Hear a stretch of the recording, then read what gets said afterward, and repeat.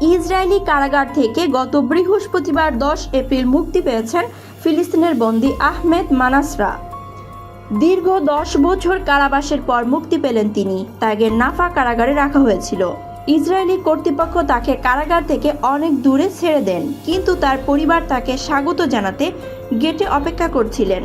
Bear শেবার এক ফিলিস্তিনি আহমেদকে খুঁজে পেয়ে তার পরিবারকে ফোন করে খবর দেন। আহমেদের জন্ম 2002 সালের 22 জানুয়ারি জেরুজালেমে। 2 ভাই ও 5 বোনের মধ্যে তিনি বড়। 2014 সালে যখন তাকে গ্রেপ্তার করা হয় তখন তার বয়স ছিল মাত্র 13 বছর। সে সময় তিনি জেরুজালেমের নিউ জেনারেশন স্কুলে 8ম শ্রেণীতে পড়তেন।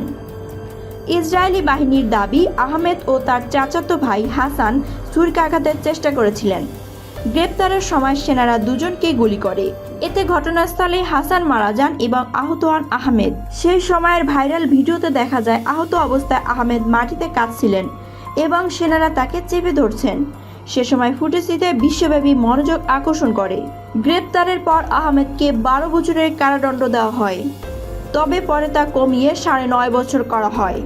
সেই সঙ্গে 47,000 মার্কিন ডলারেরও বেশি জরিমানা করা হয় তাকে, যা দিতে হিমশিম খেয়েছে তার পরিবার। কারাগার কঠোর পরিস্থিতিতে মুখোমুখি হন আহমেদ। ইসরায়েলি সেনা ও বসতি স্থাপনকারীদের মারধরে মাথার খুলি ভেঙে যায় তার। সাম্প্রতিক বছরগুলোতে আহমেদকে দীর্ঘ সময় ধরে নির্জন কারাগারে রাখা হয়, যা তার মানসিক স্বাস্থ্যের উপর মারাত্মক প্রভাব ফেলে। তার স্কিজোফ্রেনিয়া এবং তীব্র বিষণ্ণতা ধরা পড়ে।